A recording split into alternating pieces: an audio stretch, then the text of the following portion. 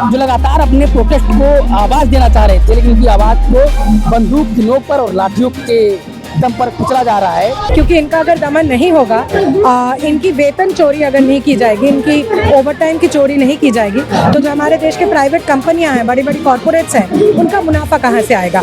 और उन्हीं के मुनाफे से सभी सरकारों की जो चुनाव के बिल भरते हैं, वो कौन भरते हैं? ये तो बड़ी बड़ी कंपनियां भरती हैं। आज जो हो रहा है, आज जिस तरह से मजदूरों को टारगेट किया जा रहा है, उनको इस तरह दिखाया जा रहा है जैसे वो इस देश के मजदूर नहीं बल्कि कहीं के आतंकवादी हैं, कोई साजिश करता है। ये तानाशाह सरकारें हैं, अडानी अंबानी की तानाशाही देश में चल रही है। देश में 4 गुजराती लोगों का खेल चला हुआ है। 2 गुजराती देश को बेच रहे हैं और 2 गुजराती देश को खरीद रहे हैं। कौन कौन? नमस्कार, मैं राजन पांडे और आप देख रहे हैं पतंगड़। किसी दार्शनिक ने बोला है कि मजदूरों के पास उनके जंजीरों के अलावा कुछ भी नहीं है खोने का, लेकिन जीतने के लिए पूरी दुनिया है। लेकिन इस दार्शनिक के विचार पर मुझे प्रश्न लगाना पड़ रहा है, क्या इस मजदूर जो आज के समय के, चाहे मानेसर के हों और चाहे नोएडा के, जो लगातार अपने प्रोटेस्ट को आवाज देना चाह रहे थे, लेकिन उनकी आवाज को बंदूक की नोक पर और लाठियों के दम पर कुचला जा रहा है, क्या ये दुनिया जीत पाएंगे? ये अपने घर को नहीं जीत पाएंगे, अपने परिवार को नहीं जीत पाएंगे। दुनिया तो बहुत बड़ी चीज है। ये कुछ ऐसी मांगे नहीं मांग रहे हैं जो सरकारें ना पूरा कर सके। ये एक मिनिमम वेज मांग रहे हैं। जो कॉर्पोरेट, बड़े बड़े कॉर्पोरेट के मालिक इनसे डबल काम करवाते हैं, उसकी सैलरी मांग रहे हैं। आप लोग इतने दिन से लगातार प्रोटेस्ट कर रहे हैं, लगभग 2 महीने से, चाहे हरियाणा हो और चाहे नोएडा हो, कर्मचारी लोग कर रहे हैं, लेकिन मांगे क्यों नहीं मानी जा रही है? प्रशासन क्यों नहीं मान रहा है? और क्यों उत्तर प्रदेश की जो बीजेपी की सरकार है, आदित्यनाथ जी की, वो क्यों मौन है? देखिए, वो आदित्यनाथ की सरकार नहीं है, वो अडानी अंबानी की सरकार है। चाहे दिल्ली में बैठी सरकार हो, चाहे उत्तर प्रदेश की योगी सरकार हो, ये तानाशाह सरकारें हैं। अडानी अंबानी की तानाशाही देश में चल रही है। देश में 4 गुजराती लोगों का खेल चला हुआ है। 2 गुजराती देश को बेच रहे हैं और 2 गुजराती देश को खरीद रहे हैं। कौन कौन? अमित शाह और मोदी बेच रहे हैं और अडानी अंबानी खरीद रहे हैं। तो 4 गुजरातियों की लूट चली हुई है और जनता को बेवकूफ़ बनाया जा रहा है जाति धर्म की राजनीति में, पक्ष विपक्ष की राजनीति में। तो यही है कि हमें ये देखने की ज़रूरत है कि देश में आप एक तरफ देखिए 8वां पे कमीशन आया है और दिल्ली में मजदूरों से 7-8 हज़ार रुपए में काम करवाया गया। ऐसा बोला जा रहा है कि जिनकी सैलरी 18-20 हज़ार जो मिनिमम पे थी, वो 70-72 हज़ार पहुंचने वाली है। 8 पे कमीशन हो जाएगा और इन लोगों की 11 हज़ार से बढ़कर 13 हज़ार रुपए हो गई। 1.5-2 हज़ार रुपए से बढ़ाया गया। भाई साहब, मैं आपको दिल्ली का बताता हूँ। दिल्ली में 1 अप्रैल 2025 से एक हेल्पर की तनख्वाह 18,456 है। 1 साल बाद उसको 19,840 होना था, महंगाई भत्ता बढ़ के, जो नहीं बढ़ाया गया, घोषित नहीं किया गया। ठीक है, तो ये सरकार षड्यंत्र कर रही है कि मजदूर को गुस्सा करें तब वो बढ़ाएंगे। आप देखिए, हरियाणा में जो वेज रिवीजन हुआ है वो 11 साल बाद हुआ, जो 5 साल में होना चाहिए था। सर ये बताइए, लगातार आप लोग जिस तरीके से प्रोटेस्ट कर रहे हैं, लेकिन आप लोग की मांगे क्यों नहीं सुनी? कहाँ समस्या आ रही सरकार को मानने में आप लोग की बात? अरे सरकार हमारी कहाँ, मजदूर की कहाँ सुनती है? मालिकों की सुनती है। मालिकों के पक्ष का सरकार है ये। वो हमेशा वही कि जितना भी अंबानी अदानी हो, जैसे ही कि ये ट्रेड डील भी जो आया है, घटक तो किसान को होगा, मजदूर को होगा, वो बड़ी पूंजीपतियों की इतना नहीं होगा। ये पूंजीपतियों की सरकार है, भले वो भाजपा हो या कांग्रेस हो, किसी एक सरकार का नहीं।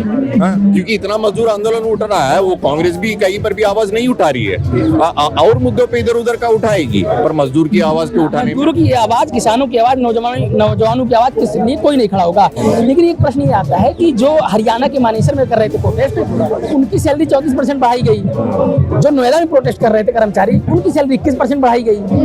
तो 2 स्टेट में इतना बड़ा, और जीएसटी सेम सबके लिए है। पेट्रोल डीजल लगभग अगर समोवेश देखा जाए, कमोवेश तो सबके लिए एक है। तो इस तरीके से क्यों? और दूसरी चीज कि जिस तरीके से आप लोगों के ऊपर लगातार डंडे बरसाए गए, अपराधी बनाए गए आपको, आप लोग पुलिस के द्वारा, प्रशासन के द्वारा, ये अपराधी है, इससे कैसे काम चलेगा? अरे काम तो नहीं चलेगा, यही तो कह रहे हैं। एक तरफ से मूवियों में ये दिखाते हैं कि हम पाकिस्तान जाके सारे इनको आतंकवादियों को मार के आ रहा है, और यहाँ पर ये बोल रहे हैं मजदूर उठ के खड़े हो तो उनके ऊपर पाकिस्तानी का आरोप लगा देते। दोनों साथ में कैसे हो रहे हैं भाई? ये बोलता हूँ कि सरकार को जवाब देना जरूरी है इसको, और किस तरीके से ये चलेगा। उनको दमन करने का ये तरीका है, शांतिपूर्वक ढंग से करे तो वो अपना ही ये जितने भी मालिक है फैक्ट्रियों का अपना ही बाउंसर घुसा के दंगा कराते हैं, और ऊपर मजदूर के ऊपर, क्योंकि पिछले 3 महीने से चल रहा है आंदोलन। फरवरी और मार्च में कहीं पर भी ऐसा दंगा नहीं हुआ, अचानक अब अप्रैल में कैसे होने लगा? क्योंकि मजदूर जानते हैं कितना भी पुलिस वाले आके कितना भी उसको इनसाइड करने की कोशिश करे, मजदूर शांतिपूर्वक ढंग से करते हैं, क्योंकि उनको पता है कि आज नौकरी जाएगी तो कल खाएंगे क्या, तो वो शांतिपूर्वक ढंग से ही करते हैं। और लोगों को यही बोलते हैं कि भाई कुछ करना नहीं है हमको बस अपना आवाज उठाना है, अपने मांगे रखना है, और इनको भटकाने के लिए यही रास्ता है, तो यही और सबसे बड़ी चीज है कि मजदूर हो, किसान हो, नौजवान हो, उनके पास सिर्फ अपनी आवाज के सिवाय कुछ नहीं है। जो सच है कि जो ये दंगा होता है, जो लाठियां लोग कहते हैं कि दंगाई है, ये किसान, नौजवान और मजदूर नहीं होते हैं। ये कहीं ना कहीं से चाहे पॉलिटिकल वेंडेटा के तहत कोई घुसे या कंपनियों, बड़े बड़े कंपनियों के मालिक ओनर वो घुसा दें। मुद्दा भटकेने का जो भी तरीका है वो अपनाएंगे। जहां पर नहीं कर सकते तो सुनेंगे, जहां पर कर सकते तो दंगा कराएंगे। जब किसान उठ के खड़े हो तो खालिस्तानी कह रहे, मजदूर उठ के खड़े हो तो पाकिस्तानी कह रहे, छात्र उठ के खड़े हो तो अर्बन नक्सल कहेंगे। अरे भाई ये कभी समझ में नहीं आता है कि ये भी अपने ही देश के युवा है, किसान है, मजदूर है, अपने ही देश के लोग हैं। आवाज तो उठाएंगे, अपने मांगे तो रखेंगे। क्या उम्मीद है कि जो भाजपा की जिस तरीके से आप लोग की मांग भाजपा सरकार नहीं मान रही है, ये मांगे मानेगी या ऐसे आप लोग का प्रोटेस्ट चलता रहेगा? अरे मांगेगी नहीं, वो तो हमारे हाथ में नहीं है। हम तो आवाज उठाने का जितना हमारा ताकत है वो लगा के आवाज। कोई रिस्पॉन्सिबल पर्सन अभी तक आप लोगों से बात करने के लिए आया? अरे कोई नहीं आया हमसे, क्योंकि जितने भी साथी इसके इस आंदोलन के ऊपर उठ के खड़े, उनके ऊपर दमन ज्यादा होती है उल्टा, ना कि उनकी आवाज सुन के, उनकी समस्या सुन के, समझ के उसको समस्या को हल कैसे करे, वहां तक पहुंचती नहीं। नौजवानों की मांग और इन कर्मचारियों की मांग आखिर क्यों नहीं सुन रही प्रशासन? भारत में जो है वो मजदूर वर्ग की आवाज़ हमेशा से दबाई जा रही है। ये बात जो है ये पूरी दुनिया में, सिर्फ भारत की बात नहीं, पूरी दुनिया में ही मजदूर वर्ग की आवाज़ हमेशा से जो है वो शासक वर्ग ने हमेशा से उसको अनदेखा किया है, क्योंकि वहाँ से मुनाफा निकलता है। मजदूर जो पैदा करता है वहाँ से मुनाफा निकलता है, और ये मुनाफा जो है वो कॉरपोरेट के लिए सबसे ज़्यादा ज़रूरी है।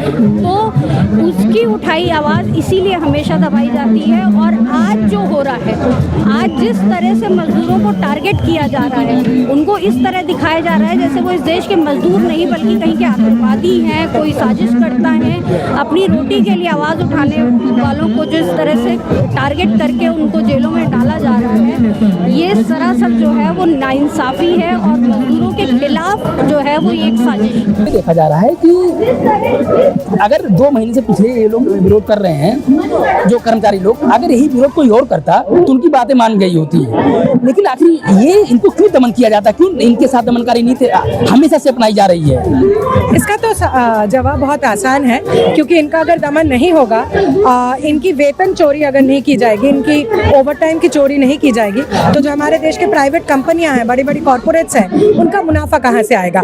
और उन्हीं के मुनाफे से सभी सरकारों की जो चुनाव के बिल भरते हैं वो कौन भरते हैं? ये तो बड़ी बड़ी कंपनियां भरती हैं। और उन बड़ी बड़ी कंपनियों का मुनाफा कहाँ से आता है? वो मजदूरों के वेतन चोरी से ही आता है। 12-12 घंटा काम करवाया जा रहा है, और 8 घंटे काम के पैसे से 12 घंटा काम करवाया जा रहा है। 8 घंटे का भी जो पैसा है वो पिछले 10 साल से बढ़ाया नहीं जा रहा है। हमारा देश का कानून है कि 10 साल में एक बार आपको वेतन, 5 साल में वेतन वृद्धि करनी पड़ेगी। हमने देखा कि अगर ये आंदोलन नहीं होता तो 10 साल होने को आए, मगर वेतन वृद्धि नहीं हो रही थी, तो इसका जवाब कौन देगा?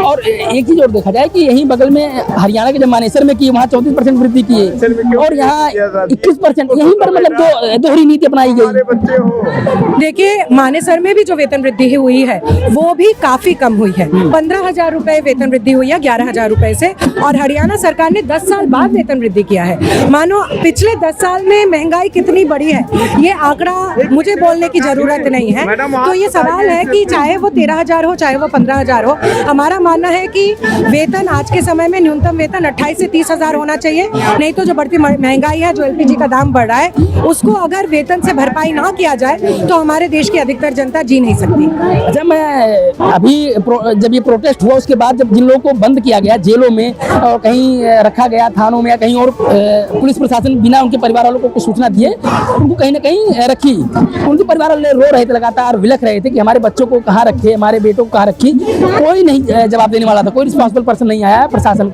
या महकमे का ये बताया कि इनको कहाँ रखा गया है। और अभी भी कुछ लोग ऐसे रखे गए हैं और ये भी कहा जा रहा है कि उनके ऊपर अटेम्प्ट टू मर्डर लगाया गया है। तो कैसे काम चलेगा? जो मजदूर, जो कर्मचारी डेली बेसिस पे काम करता है, 12,000 15,000 पे काम करता है, उसमें मर्डर टू अटेम्प्ट लगाया जाएगा केस, तो कैसे काम चलेगा? वही देखिए, वो लोग तो ऐसा कोई मांग नहीं कर रहे थे कि हमें अंबानी के जितना लंबा घर है वैसा मुझे घर चाहिए, ये कोई मांग नहीं कर रहा था। उनकी मांग क्या थी? 11,000 से आप हमें न्यूनतम वेतन बढ़ा दीजिए, क्योंकि एलपीजी का जो दाम है वो अभी हमारे सैलरी से, हमारे वेज से भरपाई नहीं हो रही है। ये एकदम बेसिक न्यूनतम मांग है।